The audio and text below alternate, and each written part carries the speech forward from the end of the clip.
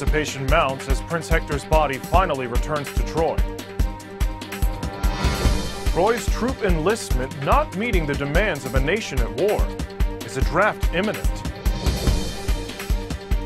I'm Cedrick Thatcher for Trojan World News. Also in this program, violent acts against Troy's Greek citizens worsen. Are the police turning a blind eye? Government raises taxes again. How will the nation react? Censorship tightens over Troy's television networks. How far is too far?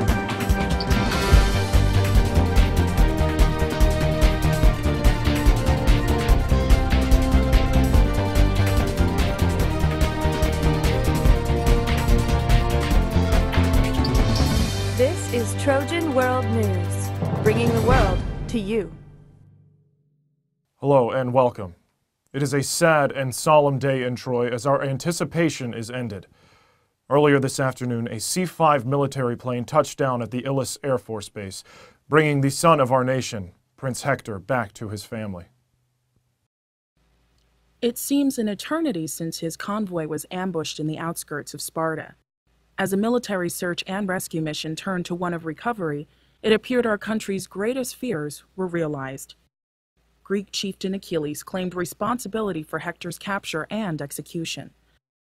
Photographs of Hector's body were released indirectly through a Greek syndicate, turning us from a nation clinging to hopeful anticipation to one devastated by grief and despair.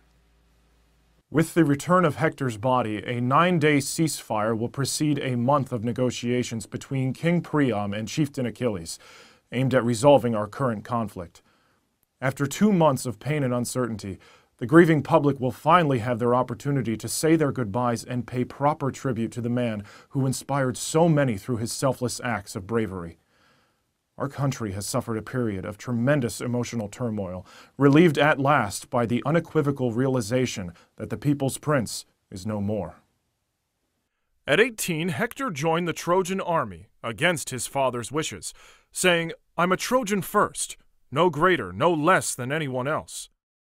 He served with distinction in the Crete Civil War, receiving the Star of Valor and the Bronze Laurel for bravery. At the conclusion of his military service, Hector joined his father in politics.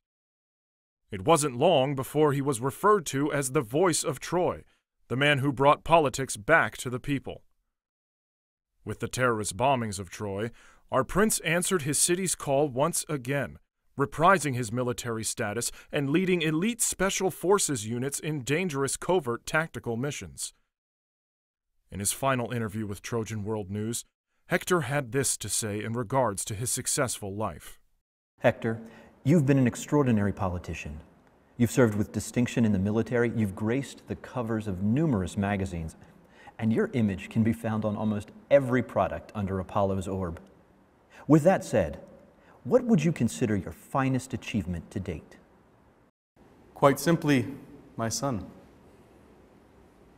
As the grim finality of this tragedy settles in the hearts and minds of the Trojan people, we begin to appreciate the virtues which Hector instilled in the soul of each and every citizen. With yesterday's sudden announcement that Hector's body would be returned to Troy today, we have seen an unparalleled unity among our citizens. In parks and on the streets, people have gathered to pray under the watchful eyes of Zeus.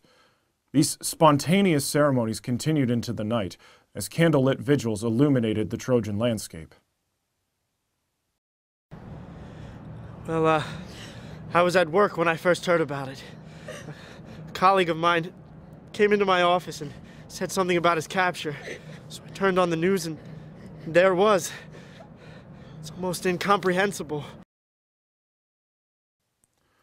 We go now to correspondent Elizabeth Torres, who is live outside the royal estate where King Priam will momentarily address the nation. Elizabeth, what's the mood been like throughout the day? Well, Cedric, it's clear that there's been a feeling of anticipation throughout the city this afternoon. This will be the first we've heard from our king in over 2 months, and the crowds that had gathered here throughout the night have returned to their homes to watch the king's televised address. Elizabeth, can you tell us what the mood was like through the night? It was a somber night, Cedric, marked by an eerie silence. Nobody saying much. Everybody seems to be reflecting on the recent tragic events. But with that, there is an air of uncertainty regarding the future. Elizabeth, I'm going to have to cut you off there. It appears King Priam is about to deliver his address to the nation. We take you now live to the king, speaking from his private quarters at the palace. My devoted brothers and sisters under Zeus.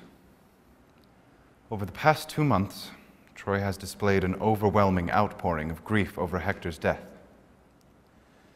We have all been trying in our own ways to cope with this loss.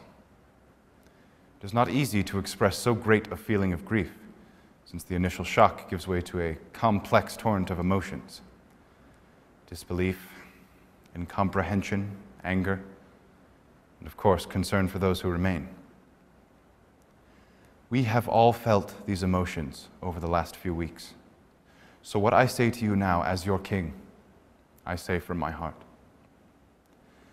First, I wish to pay tribute to Hector myself. He was an exceptional man, a gifted man. In good times and bad, he was always quick with his infectious smile. He had the unique ability to connect with everyone, commoner and noble alike. He never failed to inspire others with his warmth and kindness. I admired and respected him for his energy and commitment to others, and especially for his devotion to his wife Andromache and his newly born son Astyanax. We have all been trying to help Andromache come to terms with the devastating loss that she and the rest of us have suffered. I know that no one who knew my son Hector will ever forget him. I am certain that millions of others who never met him but felt they knew him will remember him. I, for one, believe that there are lessons to be drawn from his life and from the extraordinary and moving reaction to his untimely and tragic death. I share in your deep desire to cherish his memory and to honor our fallen son. On behalf of myself, my daughter-in-law Andromache, my grandson Astyanax, and our whole family,